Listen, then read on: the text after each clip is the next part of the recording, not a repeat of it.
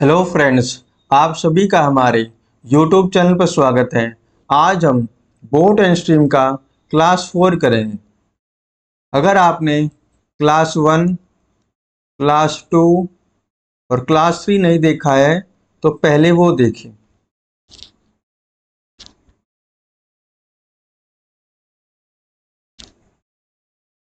आइए question number 16 देखते हैं। The speed of the boat in still water is 25 kilometre per hour. यहाँ पर स्टिल वाटर में बोट की स्पीड दे रखी है 25 kilometre per hour.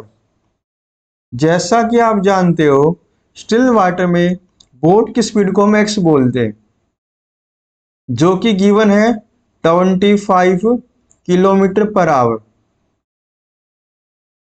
And the speed of the current is 7 kilometre per hour. और current की स्पीड को हम वाई बोलते हैं, और वाई की वैल्यू हमें दे रखी है 7 kilometre per hour.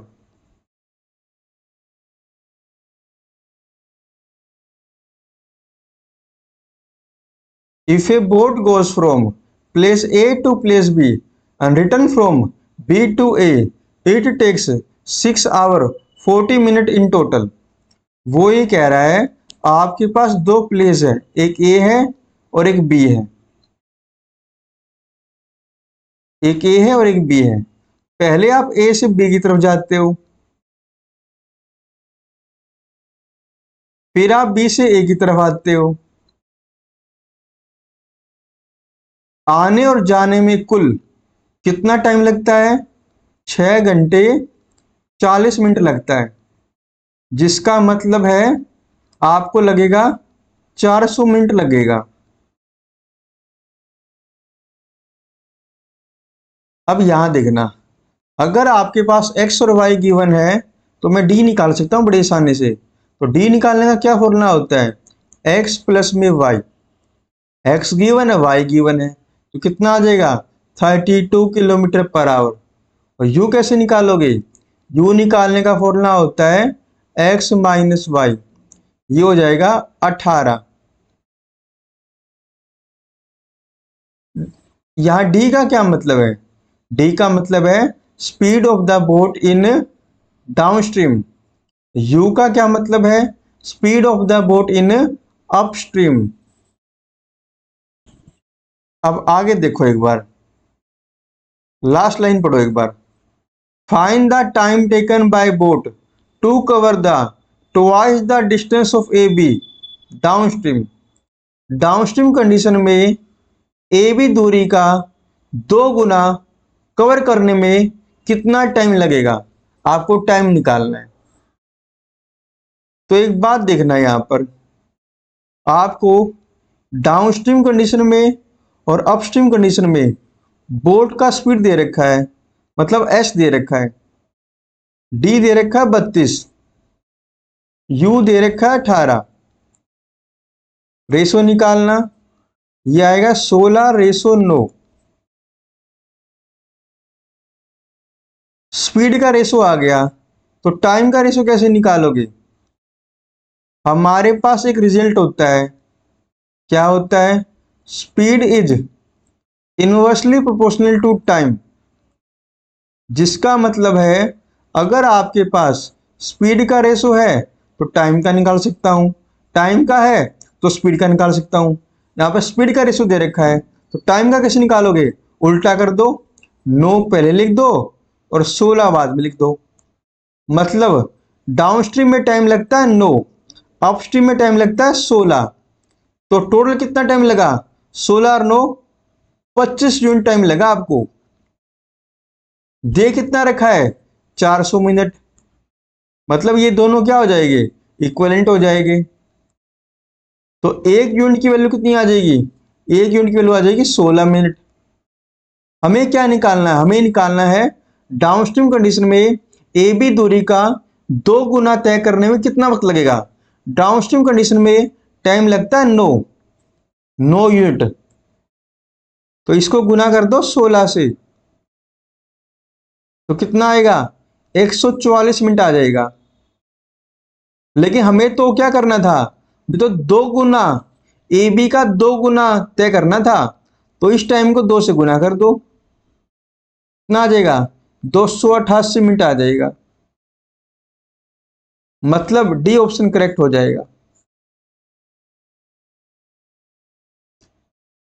Question number 17 देखो, ए boat running upstream taking 10 hours to cover a certain distance, while it takes 7 hours to cover the same distance running downstream। आपको अपस्ट्रीम और डाउनस्ट्रीम में टाइम दे रखा है। अपस्ट्रीम में टाइम दे रखा है 10 our, downstream में टाइम दे रखा है 7 आवर। तो स्पीड का रेशो कैसे कैसे निकालोगे, उल्टा कर दो, 7:10 आ जाएगा। What is the ratio between the speed of the boat and that of water current respectively। मतलब आपको x और y का रेशो निकालना है, x और y का रेशो। x और y का रेशो निकालने का हमारे पास फॉर्मूला होता है, क्या होता है, x by Y equal to D plus में U by D minus U. D की वैल्यू दे रखी है 10, यू की 7, कितना आएगा, 17/3। मतलब डी ऑप्शन अपना करेक्ट हो जाएगा। 18 देखना क्या कहता है, a boat cover a distance of 375 metre in upstream in 30 minute and return back to the starting point in 18 minute. ऊपर वाला अपस्ट्रीम था तो नीचे वाला क्या हो जाएगा, नीचे वाला डाउनस्ट्रीम में हो जाएगा। ये बात ठीक है। Find the ratio of the speed of the boat in still water and speed of the stream. मतलब आपको x और y का रेशो निकालना है। गिवन क्या हमें यहां पर, अपस्ट्रीम और डाउनस्ट्रीम में टाइम दे रखा है। अपस्ट्रीम में टाइम दे रखा है 30 मिनट और डाउनस्ट्रीम में टाइम दे रखा है 18 मिनट। तो रेशो निकालना, 6×5 30 और 6×3 18। टाइम का रेशो पता लग गया तो स्पीड का रेशो निकालना, ये हो जाएगा 3:5 हो जाएगा। अब वही बात, x और y का रेशो निकालने का क्या फॉर्मूला होता है, x by Y equal to D plus में U by D minus U. D की वैल्यू 5 है, यू की वैल्यू 3 है, पुट करना 8/2, ये हो जाएगा 4/1। x और y का रेशो हो गया 4:1। क्वेश्चन नंबर 19 देखना है एक बार, क्या कहता है, a boat running upstream takes 8 hour 48 minute to cover a certain distance while it takes 4 hours to cover the same distance running downstream। यहां पर आपको अपस्ट्रीम, यहां पर आपको अपस्ट्रीम और डाउनस्ट्रीम में टाइम दे रखा है। अपस्ट्रीम में टाइम दे रखा है 8 घंटा 48 मिनट, जिसका मतलब होता है 44/5 आवर। मैंने पूरे को आवर में बदल लिया, ये बात ठीक है। डाउनस्ट्रीम में टाइम दे रखा है 4 आवर, तो रेशो निकालो, 4 से 44 कट जाएगा, मतलब कितना आ गया, 11:5 आ गया। टाइम का रेशो आ गया, टाइम का आ गया तो स्पीड का निकालो, पहले 5 कर दो बाद में 11 कर दो, तो हमारे पास आ गया स्पीड का रेशो आ गया। आगे पढ़ना, the speed of the stream is how much percentage less than the speed of the boat in still water. यहां पर है ना x और y का जिक्र हुआ है, परसेंटेज की बात तो छोड़ दो, तो पहले आपको x और y निकालना पड़ेगा, उसके बाद परसेंटेज पे चलेंगे। स्पीड ऑफ द स्ट्रीम का मतलब होता है y, speed of the boat in still water का मतलब होता है x। तो एक्स और वाई आपको पहले निकालना पड़ेगा, उसके बाद परसेंटेज की बात होने वाली है। तो निकालो, एक्स और वाई का रेशियो कैसे निकालोगे आप? ये निकालोगे डी प्लस में यू बाई डी माइनस में यू। तो डी कितना अपने पास, डी है 11, यू कितना है 5, 16। 11 में से 5 गया 6, तो ये आ जाएगा 8/3। The speed of the stream is how much percentage less than the speed of the boat in still water. देखो स्पीड ऑफ द स्ट्रीम है ना, कितना कम है, वो 5 कम है। जो कम है वो लिखो ऊपर, जिससे कंपैरिजन करनी है वो लिखो नीचे। और परसेंटेज के लिए 100%। 4 से कैंसिल हो जाएगा, 4 से ये भी कैंसिल हो जाएगा। 25 गुना 5 कितना हो गया, 125% बाई 2। 125/2 परसेंटेज हो गया। इसका क्या मतलब होता है, इसका मतलब होता है 62.5%। मतलब ए ऑप्शन करेक्ट हो जाएगा। क्वेश्चन नंबर 20 देखना क्या कहता है। Ashu can row 7.5 kilometre an hour in still water. Ashu ना, आशु स्टिल वाटर में नाव को चला रहा है 7.5 किलोमीटर 1 घंटे में। ये बात ठीक है। इसका मतलब आप x की वैल्यू निकाल सकते हो। x क्या होता है, speed of the boat in still water.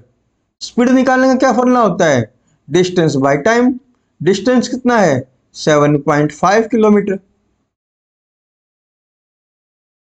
By time कितना है, 1 आवर। तो x की वैल्यू कितनी आ गई, 7.5 किलोमीटर पर आवर। तो x की वैल्यू आ गई अपने पास। He find that it takes 4 times as much time to row upstream as it takes to row downstream। अब इसका क्या मतलब है, वो ये कह रहा है अगर आपको डाउनस्ट्रीम में टाइम 1 लगता है तो अपस्ट्रीम में उसका 4 गुना लगेगा। ये बात ठीक है। आगे चलो, the speed of the stream is, मतलब आपको y की वैल्यू निकालनी है। y की वैल्यू आइए निकालते। तो टाइम का रेशो दे रखा है, तो स्पीड का रेशो कैसे निकालोगे, उल्टा कर दो, 1:4। अब एक काम करना, x और y का रेशो निकालो। x और y का रेशो कैसे निकलेगा, d प्लस में u बाय d माइनस में u। x d और u की वैल्यू पुट करो। d की वैल्यू कितनी है 4, u की वैल्यू कितनी है 1, 5/3। x और y का वैल्यू आ गया, मतलब रेशो आ गया। x का वैल्यू कितना दे रखा है आपको, x का वैल्यू दे रखा 7.5। x की वैल्यू हमने निकाला 5, दे रखा है 7.5। मतलब ये दोनों क्या हो जाएंगे, इक्विवेलेंट हो जाएंगे। तो 5 से किससे गुना करूं कि 7.5 आ जाए, 1.5 से गुना करना पड़ेगा। और y को भी किससे गुना कराओगे, 1.5 से गुना कराओगे। तो कितना आ गया, 4.5 किलोमीटर पर आवर। मतलब y की वैल्यू कितनी आ गई, 4.5 किलोमीटर पर आवर। मतलब सी ऑप्शन करेक्ट हो जाएगा।